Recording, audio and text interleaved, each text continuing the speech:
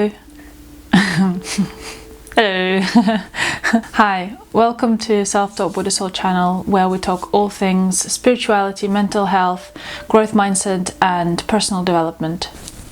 I nailed it. This video is part 2 of the video series that I am making relating to the topic of self-expression and being afraid to be yourself, and how to overcome this problem and live a happier, healthier life. In the first part of the video series, we talked about where it comes from, this problem, and also how it manifests in someone's life, so that you could perhaps assess your own life and see if you recognize the patterns of it in your own life. So today I want to talk about what to do with all this information now, and how to improve on this and be unafraid to express yourself fully, and also the reasons why you should do anything about it at all. So the first thing that you want to do, if you recognize some of the manifestations in yourself, again, that we discussed last time,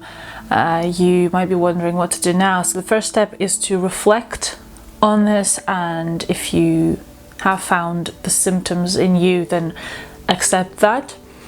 Recognize that you have this problem of self-expression, and maybe in some parts of your life you are afraid to be yourself fully. And the next thing that is probably going to happen is you're going to tend to blame your parents and life circumstances and your guardians, whoever was around you that caused this experience to happen to you. And that is normal. It is your ego trying to process things. It is absolutely fine to blame and to feel angry and to feel mistreated and life is unfair. It is a natural process to do these things, but the key thing is to not get stuck in that. So allow yourself to feel this, but don't stay in there for a prolonged period of time. I can't tell you how long you should stay in it for, or how long you shouldn't be in there for, because it's very individual. But little by little, start to introduce into your life the idea of taking responsibility, because this is the only way you can move forward from it. So the next step after blame is to take action and responsibility. And before we move forward, you need to kind of understand, so that we are on the same level with this. The word responsibility, if you break it apart, is made of 2 words. It is response and ability. That is ability to respond. So responsibility is simply an ability to respond to anything that happens in your life. So taking a responsibility is simply to have the ability to respond rather than react or blame and other things.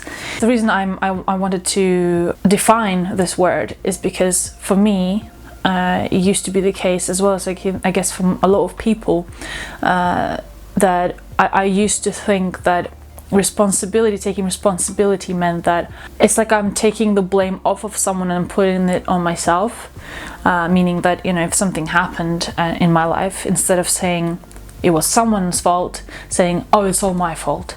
That's not how we should look at this anymore. I know this is sort of the usual way to say that's me taking responsibility, me saying I did this, but the reality is we didn't do anything.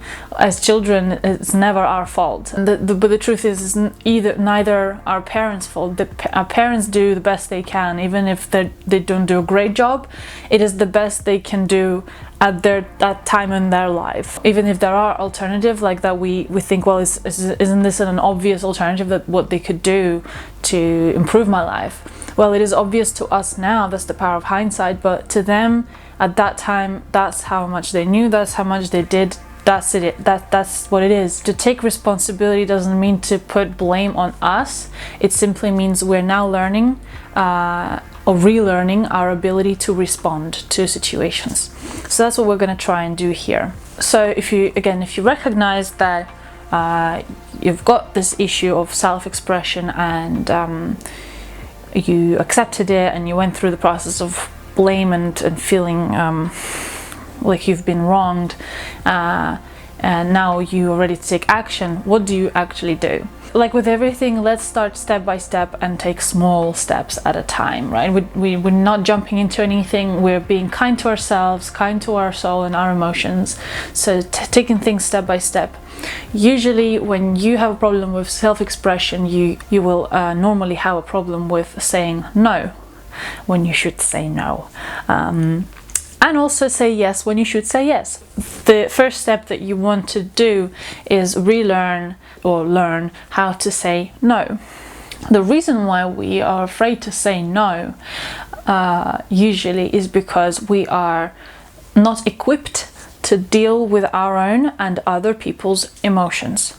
Because when we have a situation whereby we feel like, oh, I really don't want to do this, or I don't want them to treat me this way, so your emotions are urging you to say no, stop, or no, I don't want to, or whatever else. The reason why you might be afraid to do it is because your brain straight away creates an image of what the response might be. So you're not actually afraid to say no. What you're afraid of is the reaction that you are expecting to receive. One of my gurus say it, Till Swan her name is, she says, we are never scared of the unknown because unknown is unknown, it's nothing. Unknown is nothing. How can you be scared of nothing? What you're actually scared of when you're scared of the unknown is you're scared of your projections onto what the unknown holds. Let's say you're scared of death, like most people are. We're scared of it not because we don't know it, but because we have negative projections of what happens after we die. Because, for example, people that have a concept of heaven or something like nirvana, so they know that when they die they will go to this amazing, beautiful place. They don't have a fear of death because their projection of death is, oh, I'm going to end up in an amazing place, so why should I be scared of it, right? And it's the same with saying no and anything else that you are afraid of in life. It is the projection of what you think might happen after that you're actually afraid of. And so this is what you need to deal with. You need to deal with the fact that people can react in any way they want. It is their right. The same way it is your right to say no. And it's the ability and learning process to be okay with that. That is all it takes to start saying no. If you have any questions to do with this, please let me know in the comments below. I hope I explained it pretty clearly, but if not, please do let me know. I would like to discuss this further. If you're starting to implement this into your life, but you're struggling, would be happy to unpack it with you, what exactly is happening in your mind at the time and how you can deal with it. So that is the first step. Learn to start saying no and do it in little ways. And what you have to actually expect when you first start doing it is you do have to expect people to not be okay with it. Because if you're a people pleaser or someone who rarely says no, people are not going to expect you to say no. So when you're going to start saying no, they might get defensive, people might get offensive, people might get aggressive. And they will try and reject this version of you that is more authentic, and that is okay. It's their right to do that. But what you have to learn is to not get affected by it. And what I promise you is if you do it multiple times, if you say no multiple times, people will start accepting this new version of you and you won't have to deal with this problem anymore. The hardest thing is to start and to be okay with people's reactions. Maybe they'll start making fun of you. It doesn't actually matter. In the grand scheme of things, like, they're people and people come and go, and even if it's your family, at the end of the day, your life is your life. And so if you want to start learning to stand up for yourself and express yourself fully when you don't like something, when you don't want something in your life, you have to learn to say no. So yeah, just keep trying, if you fail in one time, you feel too scared to say no and you say yes when you don't want to, say, okay, well, sit with yourself and unpack it. Think about why exactly did you feel so scared to say no? What was the projection that you were scared of? And that might also help you to, in the future, say no more frequently. It's the ability to just understand that refusal and rejection is a part of life and it's okay, and you are going to be okay if you're rejected, refused something, humiliated. It's okay. like you're still going to be left whole, and you're probably going to be better off anyway. You know, if somebody rejects you because you said what you feel, that means they don't accept you, and so why do you want to be with them anyway? So it's this sort of like, yeah, we're scared of this rejection, but it's silly. If you look at it from the outside, you think, well, why do you want to associate with people who don't accept you fully for who you really are? One of my favorite expressions is, I can't remember who said it, unfortunately, if you are not you, you are nobody. And I love this because we are actually told the opposite in our life. In our life, we're told that you need to be someone to be someone, right? It's like you need to be someone else other than you to be called someone. And if you're not putting on this act, then you're nobody. But the truth is that if you're not you, who are you? Who are you? You're nobody. And so tend to be yourself in every single moment, and it will take time, especially if you've been conditioned from your childhood to people please and not be yourself. You know, you're going to struggle at first, and that's okay. I've been there too. It's going to take time, but I promise you it's rewarding and it's worth it, because wearing a mask is tiring. Another thing that I need to address with this topic also relates to the topic of ADD. Again, the book that I referred to in the ADD video by Gabor Mate, in the book he talks about the idea of merging and how people who have ADD have a very reduced sense of who they are. Again, it is to do with shame and rejection and things like that.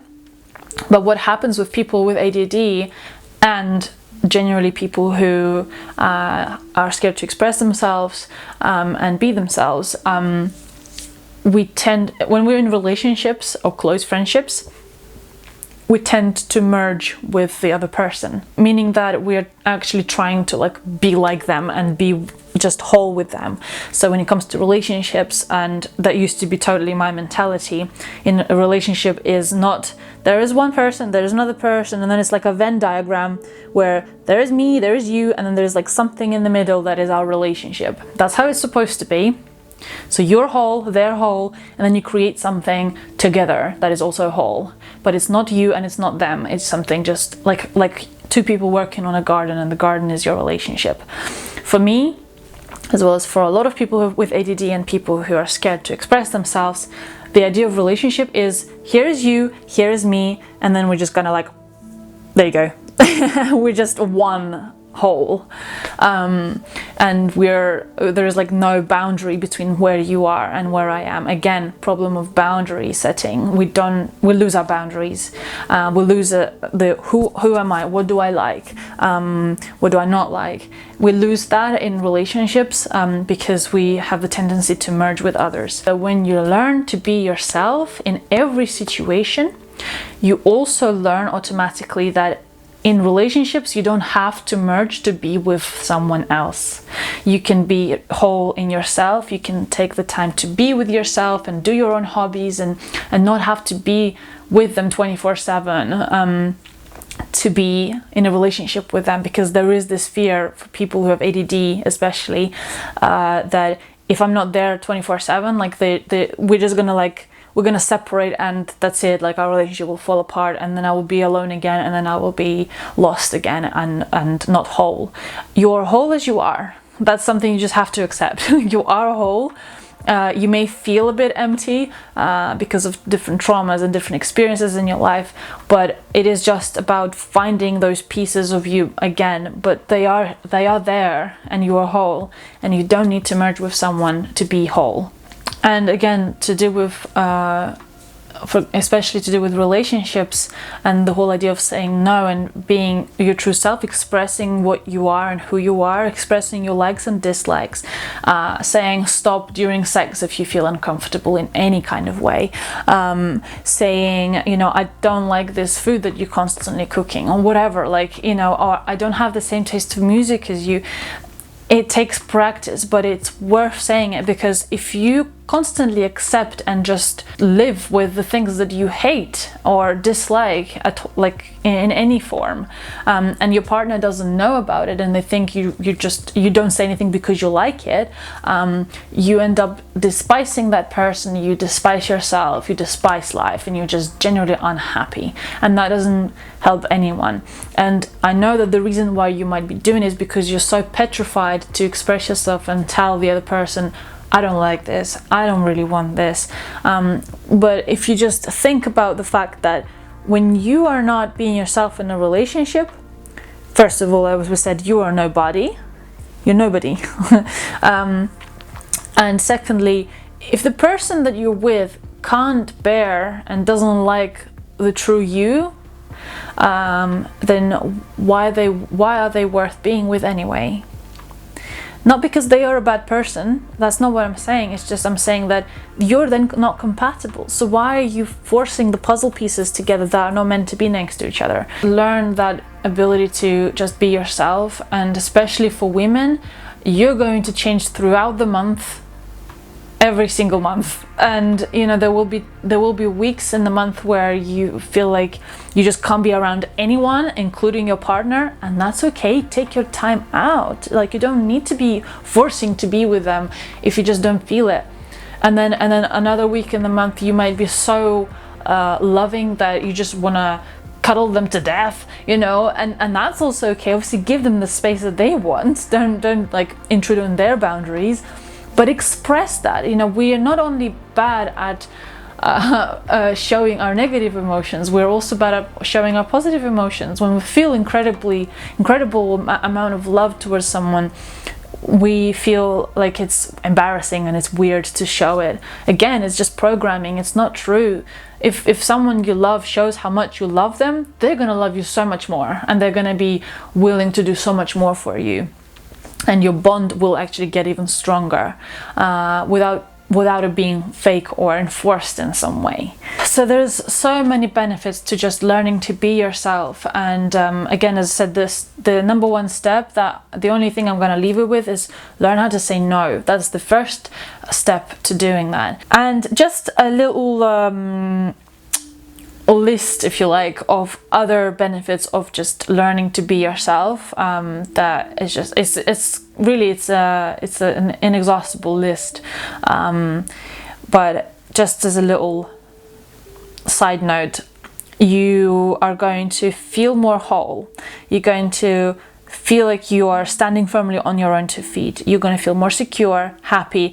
You will have a greater sense of direction. You have a greater purpose and goal in life. Feel like you have a greater goal in life.